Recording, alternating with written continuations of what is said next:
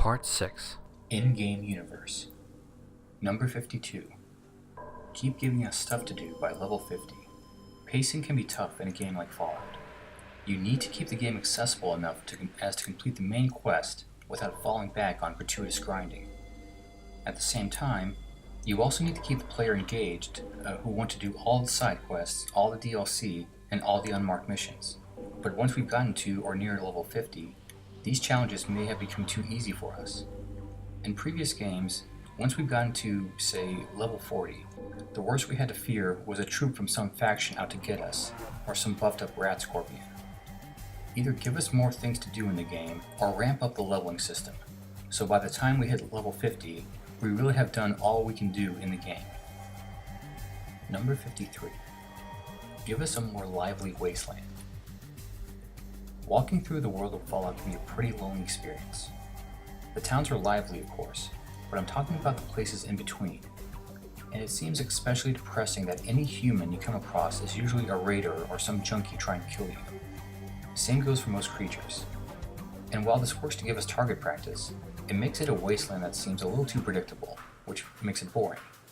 I would like to see more people and creatures just out in the open in the wasteland, not only in small towns. Number 54. Give us more jobs to do. When I first played New Vegas and got just outside the city with these security robots, I was greeted by a man named Old Ben. He told me all about the different jobs he's had while living in the city.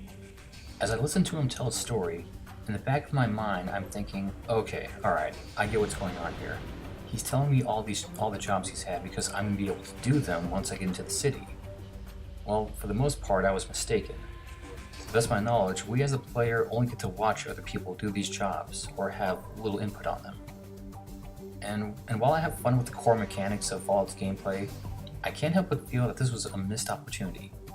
Sometimes it would be nice just to take a break, get a new job, meet new people, and earn a little caps and XP on the side.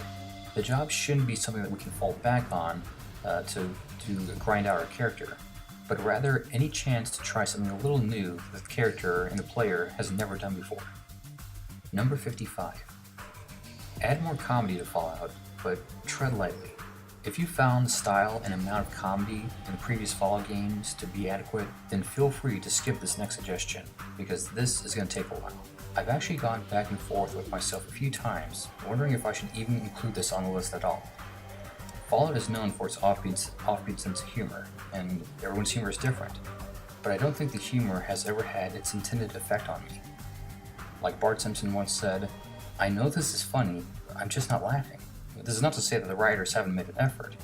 After Googling funny Fallout moments and looking at various screen caps of the game, I found myself laughing out loud quite a few times. It's funny stuff, it really is. But I don't remember laughing that hard or even at all when I was playing the game, and I think I know the reason.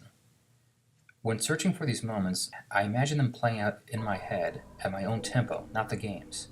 So the jokes were there, they just weren't that well implemented in the gameplay. Comedy is a tough thing to pull off, and everyone has a different reaction to what they think is funny. But at its core, I think creating a good joke has certain tenets that it has to follow for it to work. The most important ones I can think of being tone, delivery, and timing. The Old World Blues is an example of Fallout going straight for the laughs, but it's also where we can see where it fails to meet the criteria of good comedy. The tone of the DLC definitely lends itself to comedy, with the mission being a send-up of the 1950s B-horror science fiction movies. It's wacky and it's silly, which is an unusual stray from Fallout's more prominent use of dark humor, but they go all the way with it, which really helps. The more outlandish you get with the premise, the more important it is to commit to it fully. Otherwise, the absurdity of the idea comes crashing down, and all the fun you've been having now seems childish and unwarranted. So the tone is good. That leaves delivery and timing, and again, we have the problem I mentioned before of characters delivering emotional lines. The voice actors do a good enough job, but since their faces are static images of eyeballs, we lose a lot of the emotion. And since we as the player can advance the jokes and their timing at the push of a button, we've lost any chance of subtlety. I'd like to contrast this with the Portal series, which I suspect is what the creators of the Old World Blues were shooting for. The character of Wheatley is great because he serves as multiple roles to you as the player. He is your companion, opening doors and showing you which way to go, but he's also somewhat of a narrator, giving backstory about the Aperture Science Labs. All of his lines have a great delivery by actor Stephen Merchant. He sets the tone of a low-level employee who is tired of upper management, all against the backdrop of this crazy science lab. He has no face, but does show emotion through his movements and the way the rings of a sphere can retract around him. And finally, he has no one to stop his jokes. He is the entertainer, we are the audience. And this is how I think it should be. As players, we should be able to choose what quests to take and what actions to complete them with. But comedy is such a subtle art that sometimes that control needs to be taken away from us. We need to step back and let the comedy take care of itself. Number 56. More creepy stuff. Fallout has always had a sense of dread and unease about it. Walking for miles in a post-nuclear apocalypse is bad enough, but we've had places and events happen that take it to the next level. One that comes to mind is the Point Lookout DLC, which is frightening from the moment you step off the dock. Another one is the Dunwich building from Fallout 3. This dark, decrepit building is full of feral ghouls and glowing ones. But the real horror comes from putting the audio journals together to find out about the altar underneath the building.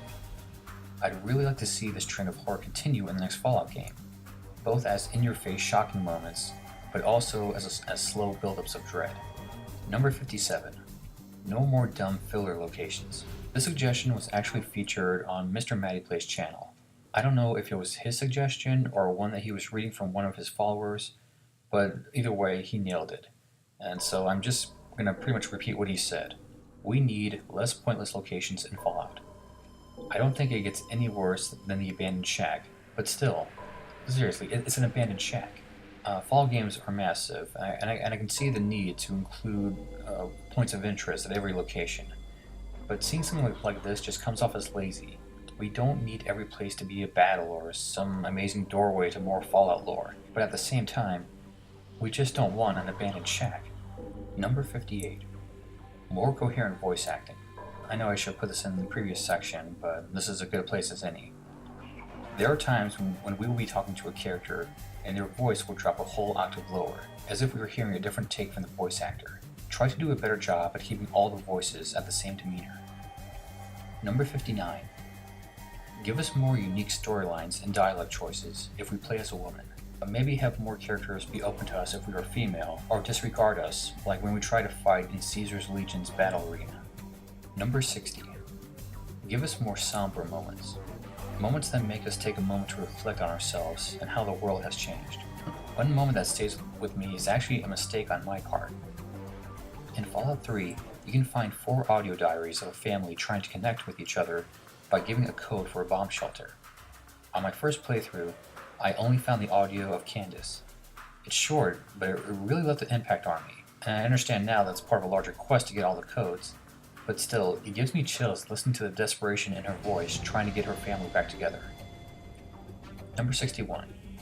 Keep the Wild Wasteland perk, but have it reference the game itself. I've already mentioned there's a time and place for comedy, and the Wild Wasteland perk is it. This is where I'd like to see the silly and irreverent humor of Fallout come out. I'd like to see more funny dialogue choices and characters, but I'd also like to see more visual gags too. Things like the holy hand grenade and the fridge from Indiana Jones were great touches. One new thing I'd like to see is more references to the next Fallout game itself. Find out what jokes really stick in the game and then reference it later on as software updates. The best example I can think of is how there was actually a character called Two Bears High-Fiving in the Honest Hearts DLC, a reference to the Rorschach test from the beginnings of Fallout New Vegas. Number 62. No more super obvious good guy versus bad guy stuff. In Fallout 3, we were given a pretty cut and dry path on how the story was supposed to go.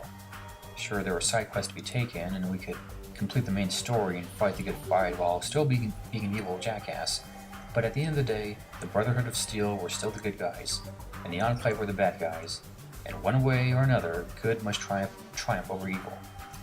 I'm not against this kind of game setup by any means. Some of my favorite games make it very clear that good must win over evil. But suffice it to say, I was happy for a change of pace in Fallout New Vegas. We have 3 main groups to choose from, 4th if you count the wildcard option. But I can't help but feel Obsidian dropped the ball with how they portrayed the NCR in Caesar's Legion. The game does everything it can to make you side with the NCR over the Legion. Think of the first time you encountered each party. In Prim, the NCR is outmanned and outgunned, trying to save a small town from a gang of escaped convicts. On the other hand, when we first encountered the Legion, we see the town of Nipton burned to the ground, its citizens killed or crucified in some sick lottery, all for the purpose of being a warning to anyone who crosses paths with the Legion. Now, who are you meant to side with? The NCR may be spreading too fast, but they are a beacon of strength and order in the untamed wasteland. As for the Legion, they're a band of thieving, conniving, backstabbing rapists and murderers, but hey, no taxes.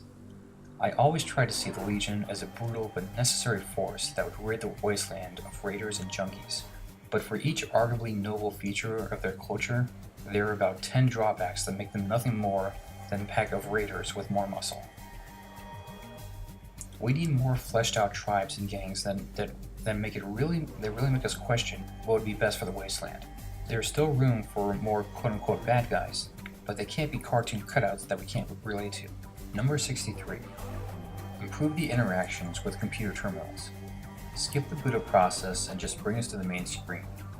Also, sometimes I want to reread some of the messages on the terminals, just not while I'm there, like if I'm on a mission.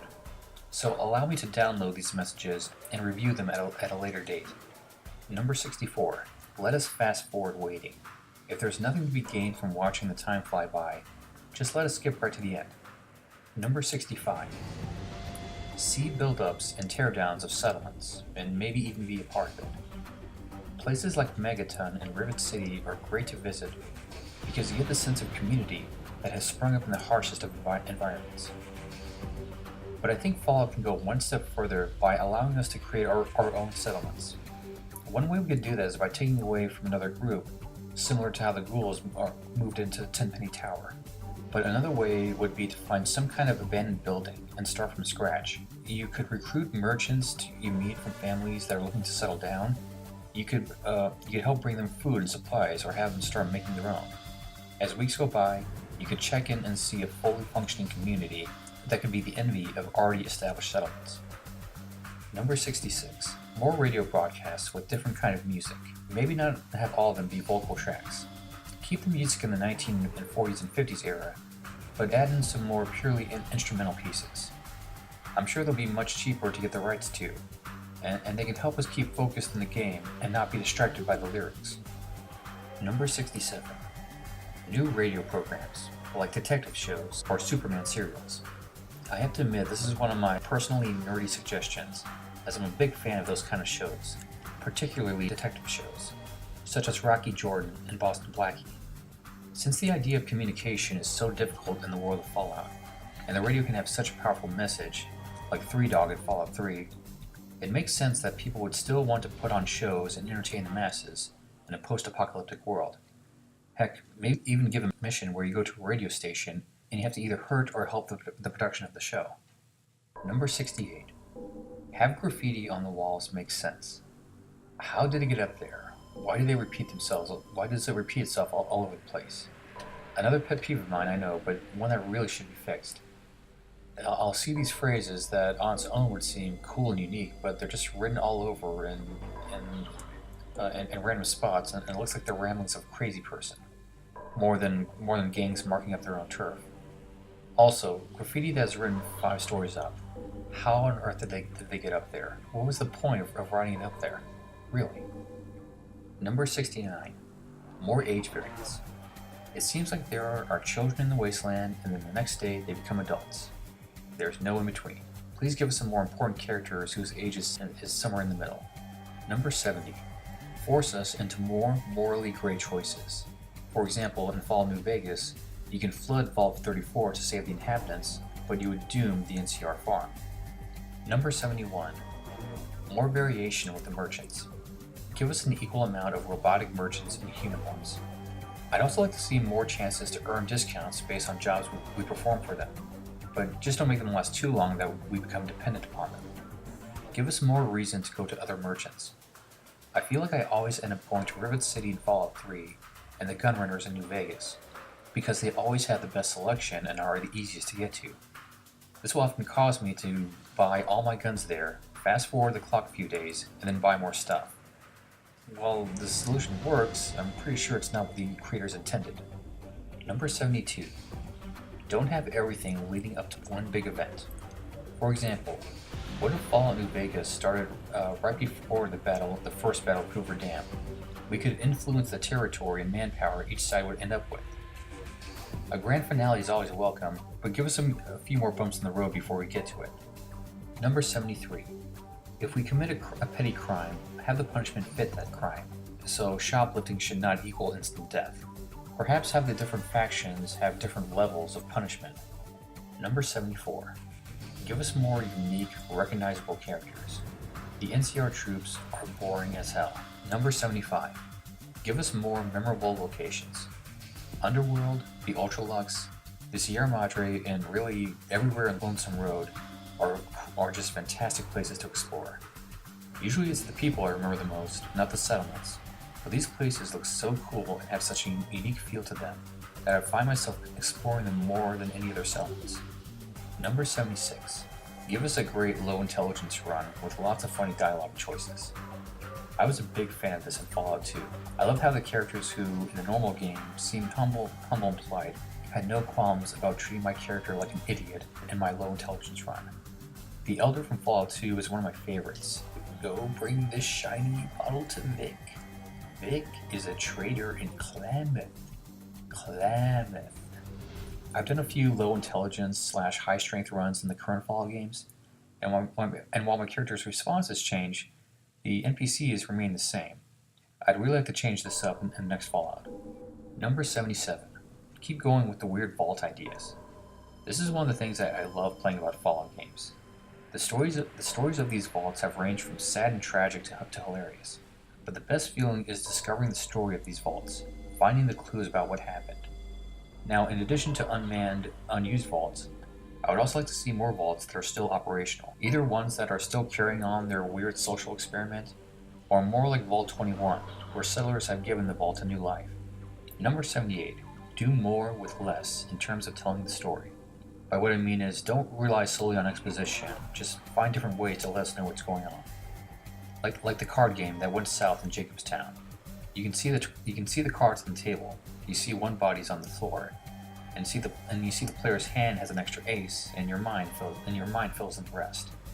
Let the surroundings tell the story, rather than relying on NPCs, documents, and computer terminals. Number 79. Make the bloody mess perk just completely over the top. I mean ridiculous, even more so than it is now. I'm thinking something along the lines of Brutal Doom and Splatterhouse. Number 80. Less use of completely empty drawers and boxes. Another one of my pet peeves. It seems that for every safe or ammo box that contains some loot, there are about 10 that contain nothing, and it just seems there for filler.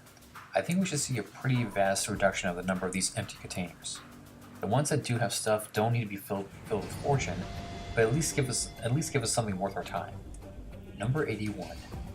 No more random or incoherent objects in containers. For example, finding a teddy bear in one of the crates in a missile silo. It's just weird and makes no sense. On the subject of pointless filler, I've come across enough earnings clipboards in the wasteland that they can be used as currency along with bottle caps. Let's try to replace it with objects that will actually be useful and that'll be easy to sell. Number 82. Have people react to your addiction levels and the condition and style of your clothing and weapons. Good people may shun you or take pity on you. On the other hand, lowlifes may see you as a good pickpocketing target, or maybe they invite you in as one of their own. Number 83. Have the loading screens make sense. When we see a loading screen, have the helpful hints be actually relevant to the mission at hand. I see a lot of games do this, and it just confuses me as to why. Don't reference something that we'll be doing hours later, or maybe have it just reflect my character. Also, have these hints displayed elsewhere, in case we need to look them up later on. Number 84. Continue with the different conditions for night and day. Specifically, I'd like to see different creatures and characters come out at night. Maybe the creatures could be nocturnal in nature, and the NPCs could work the night shifts, or maybe have hidden night lives. Either way, Let us see a new side of the wasteland after dark. Number 85. Get rid of the whole karma system. Just like in real life, good deeds aren't always acknowledged, and bad deeds don't always get to be punished. There shouldn't be some divine overseer in the wasteland, always checking to see if you stole a tin can from that abandoned shack. Our direct actions and the consequences to those actions are all the feedback that we should need. Number 86. Have less safe areas. Let certain areas be prone to raider attacks. At this point I know when I venture into large settlements, there's an extremely low possibility of me being attacked.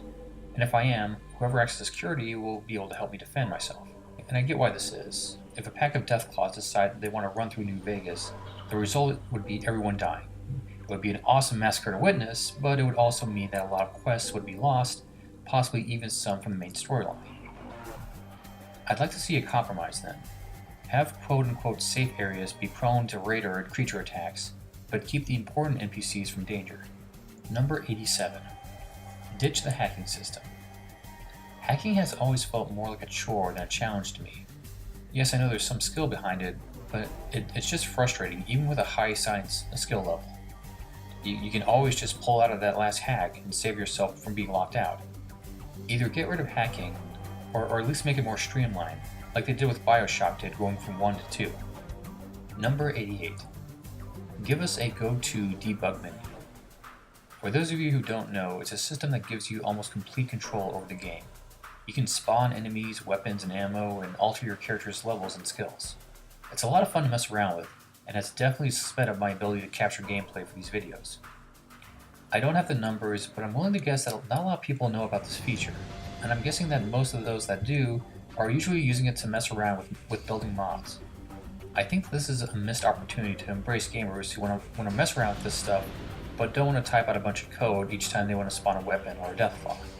I'd love to see this done more in the style of Gary's mod, or my personal favorite, Little Big Planet, with everything brought into preset menus. This could greatly expand replayability of the game and give us new tools to experiment with.